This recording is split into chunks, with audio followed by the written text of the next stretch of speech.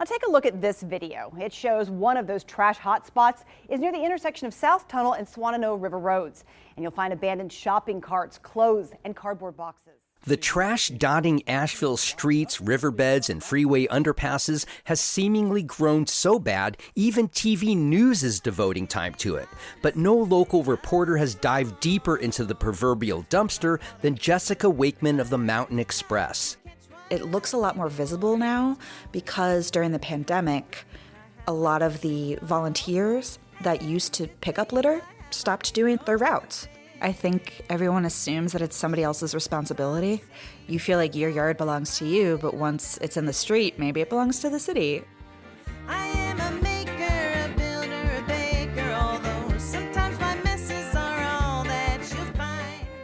I'm Matt Peiken, and this is The Overlook, a daily podcast about the news, arts, issues, and trends of Asheville, North Carolina. Jessica Wakeman, my guest today, went beneath the surface of the trash we see to root out the myriad sources, the disparate agencies and people tasked with cleaning it up, and some of the social and cultural forces at play. We talk about all that and more in today's episode. Charles Payne has seen what's wrong with public education from three perspectives: as a student, as a teacher, and as a Black American. With the help of the Magnetic Theater's program to cultivate playwrights, Payne has written a new work of art called The Classroom Ain't Enough. It's storytelling, poetry, and original music woven into what the playwright calls a choreo poem. Payne says the overarching message in the narrative is that a child only educated in school is an uneducated child. The Classroom Ain't Enough premieres June 2nd and runs through June 17th at the Magnetic Theater. For tickets, go to themagnetictheater.org. I began our conversation by asking Jessica what inspired her to even begin investigating the city's growing issues with trash. So often with me, I'm inspired by things that happen in my personal life or in my off-work hours. And for me, it was two things that happened close together. One was that my husband and I were hanging out at Cascade Lounge in their outdoor area, and there's a little stream that runs along the outdoor area, and there was some parents with small kids, maybe 7, 8, 9 years old, and the kids were in the stream, and they were pulling what was essentially trash, but like pulling items out of the stream. And it was like a treasure hunt. They were like, look, they found like a bowl and just stuff that was obviously junk, but the kids were excited about it. But then also in a Facebook group that I'm on for the neighborhood I live in, West Asheville, a local guy posted requesting that people pick up volunteer shifts to clean up local roads. And he printed out a map, or he put up a map on the Facebook page and was like, tell me what road you'll take and I'll highlight it and everybody can get one.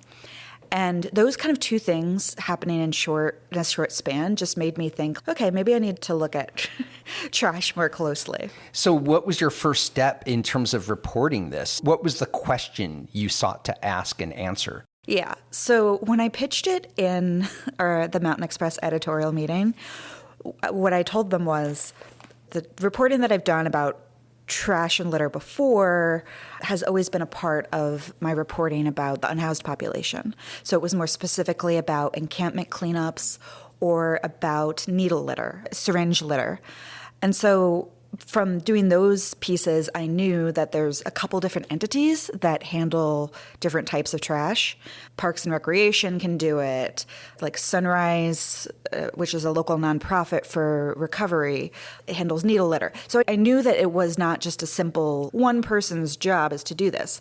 So when I pitched an editorial meeting, I said, I want to write about whose responsibility it is to pick up trash all over and find out all the entities that do this, who's responsible for what. Because at the end of the day, most people don't think that way. We don't think the sidewalk is this person's job, the middle of the street is this person's job, the park is this person's job. We tend to just be like, it's the mayor's fault or it's the governor's fault. And ultimately it probably is. The person who's responsible for it it's not one person, it's 25 different people. Yeah, we don't think about that as a citizen end of things. We don't think about the multiple entities of people who are responsible for it. And we also don't think about the multiple parties who are responsible for the litter in the first place. You were very clear in your story to point that out, that people who might be saying, oh, it's just the growing homeless population, look at all the litter they're leaving. You really dispel that. So talk about the variety of sources of litter and also the accumulation of it, including, I think you said, in Buncombe County, there was like 850,000 pounds of garbage cleaned up in Buncombe County. Before I answer that question, I will answer it. It's funny that you mention amounts because I think it's really tricky to actually assess the amount of litter because we know so much of it exists. It's all over the place. And because there are so many different entities responsible for cleaning it up, there isn't going to be one number. Just to make it clear, like we don't know exactly how much trash there is because it's just too complicated. And the ways of measuring it are diverse. Exactly, Right. totally. So talking about the sources of litter. Yeah. Okay. Clearly, litter comes from so many different sources, and the ones that might be the most visible are not necessarily the biggest polluters or the ones who are the most responsible. So, of course, you have your residential trash that becomes litter when the bag opens and it blows down the street. That's litter. You have people who can't afford or choose not to pay for trash pickup that will deposit their trash in the woods or along the river. That's another source of litter. You have tourists. I work downtown. When I come to work in the mornings on Mondays or sometimes on Fridays, there's trash that there has been a bachelorette party going through town. You can tell it's a bachelorette party's trash. How do you know that? Because there'll be like pink and sparkles and that kind of thing. Okay. Oh, yeah, you can tell. You can tell when there has been a bachelorette party downtown the night before. Wow. Another interesting one was wildlife. Bears getting into trash. And I know there's plenty of people who have those bear-proof trash cans, but a lot of people don't. I'm sure raccoons and dogs and whatever also contribute to that. And that's not as sexy, of course, as blaming the homeless or blaming people who are throwing trash out their windows. But the reality is there are all these different places. And another one I don't want to forget is trash blowing out the back of people's commercial and residential vehicles. It may not have originated as trash, but if somebody is driving to a construction site and they have half-empty bags of things, it blows off the truck. Or somebody is driving to the dump, they haven't secured their stuff, and trash is blowing in the wind on the highway. Those things don't mean to be litter, but they become litter. Is there a greater amount now of all of that than, or at least from what officials are telling you, is there a greater amount of all of that now than there was, say, 10 years ago, 20 years ago in Asheville? So they couldn't really answer that. Every time that I asked an official, and I did a lot of interviewing for this story. I interviewed people from the county, people from the city, interviewed people from Greenworks, which is a local nonprofit that cleans along the rivers. I interviewed people from Sunrise. The people from the city and the county were very reluctant to say that it has increased because we don't have necessarily the figures to say that. What they said, and this is, I think, true, is that it looks a lot more visible now because during the pandemic, a lot of the volunteers that used to pick up litter stopped doing their routes. And so whereas before the COVID-19 pandemic started, you had community groups that were like, okay, we're going to go clean up this park or we're going to go clean up along the French Broad River. They disbanded, maybe didn't start doing it again. And so everybody that's now walking there is seeing all that trash and think, oh, we're such a messy city. We probably always were. There was just people taking care of it. You're getting to the cleanup end of things, and there's a lot to explore there, but there's one more question I had on the sources of litter. Yeah. Is there, I guess it would take a psychologist to answer this maybe, but is there just a general sense of not my problem? Is there a cognitive dissonance of people who are either consciously putting their trash someplace or just not picking it up if a bear goes through their trash? Like, I just had that for the first time this season 2 days ago. I cleaned up every bit of it because it was in my yard. But I guess if it had been dragged like 100 yards away and I knew it was mine, I don't know that I would have cleaned it up. Maybe I would have, but is there a disconnection of responsibility that people just have when it comes to trash? Definitely. I think everyone assumes that it's somebody else's responsibility. Yeah. And I think like that you give a really great example is that you feel like your yard belongs to you, but once it's in the street, maybe it belongs to the city. And if it blew into a park, somebody from Parks and Recreation will probably pick it up. But in terms of the psychology of why are people littering, what folks from the county particularly told me is that they feel as if there are some people who maybe did not grow up in this area regularly disposing of their trash. That was just not something that was always done. I'm talking about further out in the counties, and that the way trash was disposed of was throwing it in the forest. And I think it can be hard for a lot of people to understand that, but if that's what people do, that's what people do. And I don't know how you change that, like clearly fining people or publicly shaming them. If people have been doing this forever, that's not working. I remember the scene, I think it was in season 1 of Mad Men, where Don Draper and the family are out picnicking. I don't know if you've watched the series. Yeah. And then Betty, when they're all done, they pile into the car and she takes the picnic blanket, shakes it off with all the litter, all the trash, and just leaves it on the lawn of where they were picnicking and rolls up in the car. Yeah. I'd like to think we've moved beyond that there's at least a public shaming, like people wouldn't want to be seen doing that now. You just mentioned a moment ago about volunteer groups and that hope that the pandemic really curtailed that, or if not put that to a grinding halt.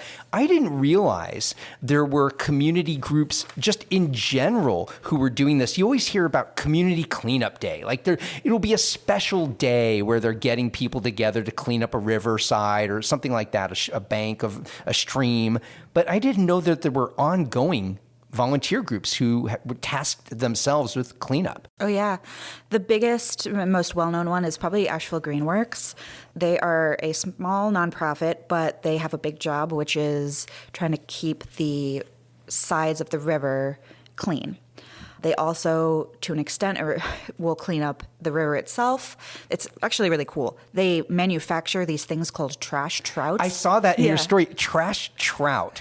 Describe this and what does it do? I don't know why it's called a trash trout. I assume it's because we think of a trout as having like a big mouth. A trash trout is like a contraption that gets placed in the river to pick up trash. I don't want to call it a net because it's not made out of mesh material. It's made out of like metal, but it goes inside the river and it just collects junk.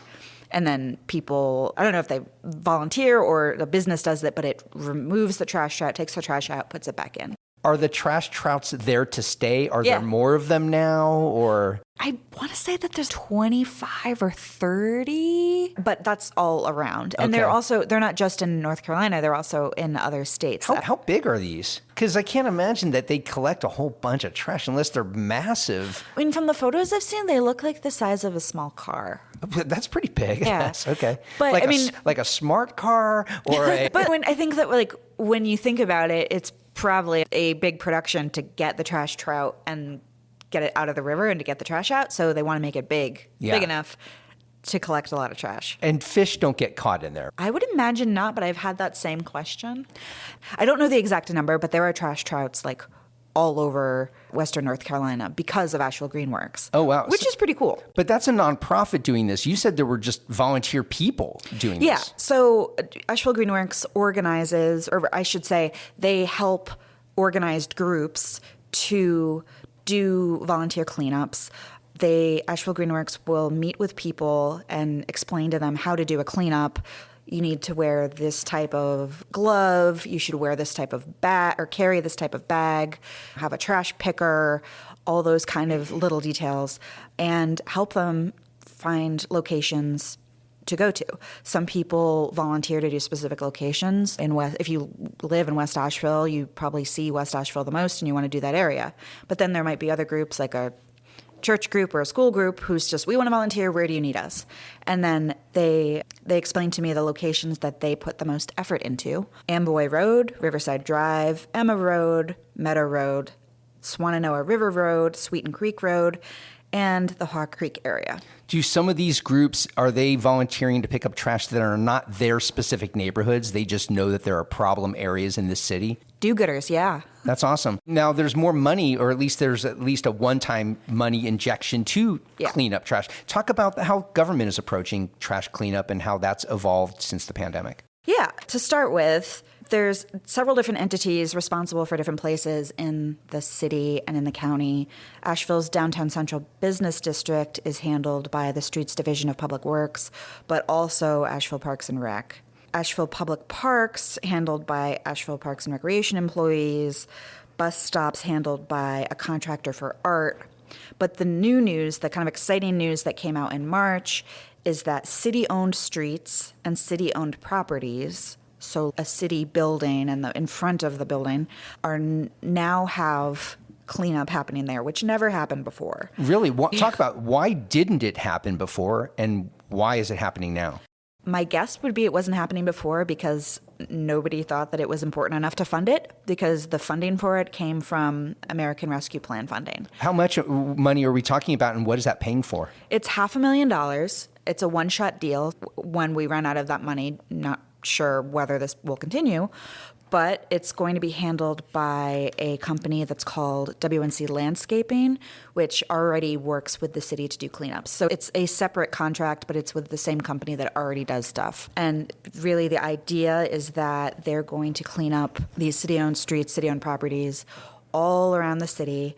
And they're going to be they started in West Asheville. They cleaned up the roads there. Then they're going to rotate through the south of the city, east and west, and just go around in a constant circle. When you say city-owned properties, you're not talking only about buildings and in front of those city-owned buildings. You're talking about city-maintained streets and roadways? Mm-hmm. Yeah. That's a lot. That's pretty much every artery in this city. Yeah. Okay. What they told me is that in the first week when they did West Asheville, they did 60 shoulder miles. Wow. That's a lot. It seems like a lot. Now, Yeah. You said this $500,000 is a one-shot deal. How long will this money last? I don't know. Because if you think about it, that people are going to get used to, wow, the streets are clean again, and then it's going to get dirty again. Yeah. And then we're going to be back to where we were. Is there just a general shortage of money to do this kind of cleanup on an ongoing level? That would really be a question for city council, but my opinion is that it's not a shortage of money, it's a lack of willpower to get it done. You hear that phrase, maybe it's a cliche, but a budget is a moral document. We apparently have the money for a lot of other things. Why not put it towards this? Personally, I think that the reason that this may be happening now, and to be clear, I'm sure that the ARPA funding has been something that's been in the works for a long time, but I feel like part of the reason that this funding has come through now for the pilot program to clean up the downtown streets, the city-owned streets, and also the Purple Bags program, which is a program to give purple trash bags out to the unhoused population in order to put their trash someplace. I think those things are happening right now as something of a reaction or a backlash to the enormous amount of bad press that Asheville has been getting about being a dirty city, being a supposedly dangerous city. There's been a couple different news stories on Fox News and various conservative sites. I don't think it's a coincidence that we're having these kind of programs appear right now.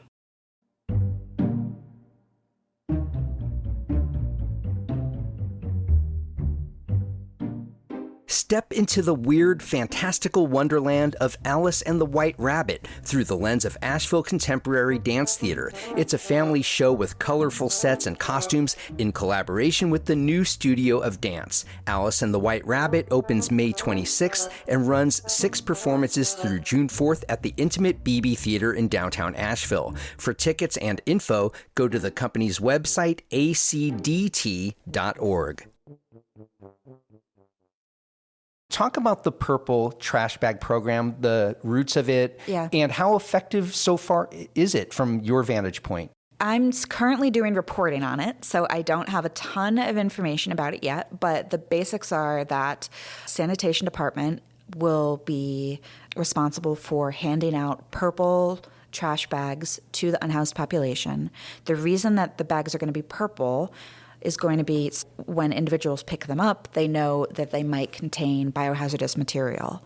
A lot of people hear biohazardous material and they immediately think used syringes. Of course, that could be it, but we're also talking about feces or whatever other people who are unhoused, they get sick as well and they need to throw away their stuff. So It's going to be special bags that can be left on the street, and people who work for the city in various different departments, sanitation, public works, and parks and recreation, when they see them, they'll report it and the bags will get picked up. So to be clear, it's not as if there's going to be like a new trash collection program where we're saying, okay, on this street corner, the unhoused population needs to put all the bags and they'll get collected. It's going to be more of an ad hoc kind of thing where the bags are out there and people see them, report them, and then they go get collected. So it's not necessarily akin to the trash and recycling receptacles we already see all over town. No. It's people who are among the unhoused taking the initiative to clean up trash. And I have to wonder, what is their incentive to do that? I've done quite a bit of reporting about the unhoused population, and of course, individuals are all different, so there's no way to say across the board, everybody believes this, everybody believes that. But one thing that I have heard when I've interviewed people who are unhoused, including at encampments, is that they feel very frustrated at the perception that they are dirty and unclean and messy. They're literally living with all their items outside in a tent. So it looks messy, but who's to say we also would not have our stuff looking messy if we were living outside as well? Sure. So in terms of what motive or what initiative do they have, some of the homeless population probably would like to show the community, look, we will clean up after ourselves. But is everybody going to do it? Of course not, because everybody in Asheville, everybody in Buncombe County isn't cleaning up after themselves, and the homeless population is no different from the tourists in that regard. All that being said, I was on Reddit this morning. I check the Asheville Reddit page a couple times a day, and there was a link to a WLS story where a local woman was complaining about trash underneath the Craven Street Bridge. And WLS went out there with their cameras, and yeah, it's giant piles of sleeping bags and boxes and empty plastic bags, all these things. And yes, the homeless population may be able to clean up after themselves in certain areas, like if they're in a park, but in a situation like that, and to be clear, I don't know that the homeless population is responsible for all the trash under the Craven Street Bridge. It's also possible that people are dumping things there or things have flushed down the river. But the amount of trash there in that story needed to be cleaned up by an excavator. Wow. WLS reported they spoke with the North Carolina Department of Transportation, who is responsible for underneath the bridges, and they said the amount meant that they needed to have an excavator come. And so that's not going to be addressed until they get an excavator to come out. Yeah. Is there a sense of certain areas of our city that are more prone to trash accumulation than others? Do you have an idea of that? Anecdotally, I've heard that there's more trash underneath the bridges, that there's trash in wooded areas that are, some can be private property, some can be public property in terms of that they're woods, but they're not trails that people are regularly walking on. They're areas that are so wooded that you go there if you want to go there, but it's not necessarily going to be seen by anyone else unless the public goes out there. For example, I've heard a lot of complaints about a wooded area near the Walmart. There's also certain locations that folks who use substances will gather in certain areas. And in those places, however, like to a certain extent, I don't think it necessarily matters the large amount of litter in one spot. I think it's the small pieces of litter everywhere that leads to people thinking we have a problem. What in your reporting surprised you? There are things that anecdotally and visibly we see. What did you come across that you wouldn't have expected, or what did anybody tell you that was a surprise to you?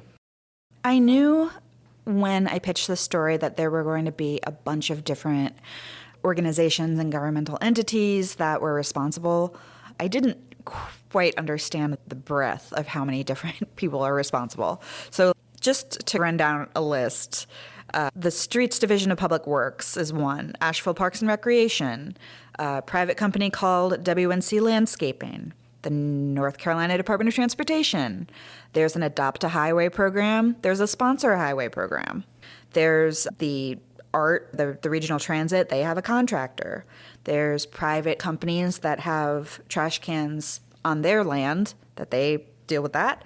There's Greenworks. There's the Sunrise Community for Recovery and Wellness. And I could go on. But basically, I was surprised at the sheer number of entities that are responsible. And when there's that number, we can't help but have an inconsistency to it, right? You're not going to call it any names, but is there a sense that some of these entities are on it and some are not as on it? As a reporter, I don't want to throw anybody under the bus. I just am sharing what I have heard. I've heard frustration from all different segments of Asheville society, frustration with the Department of Transportation regarding trash on the highways and trash underneath the bridges. NCDOT. Yeah, NCDOT. And to be fair to them, there is an entire very large state that their highway division has to deal with in order to clean up the trash. But locally, they're responsible for Interstates 240 and 40. And their representative told me that they clean up the trash there 2 times a month. Other interstates in the area, they clean up once a month. So my guess is that's perhaps not frequent enough to deal with the amount of trash that's being generated. However, like I said, they have an entire state to deal with. Yeah. We also have a lot of smaller highways, 2-lane highways. Who's responsible for cleaning those up? Are those at the county level? I don't know. Okay. All right. But I will say this new program that the city of Asheville is doing is part of what they're cleaning up are the city-owned streets.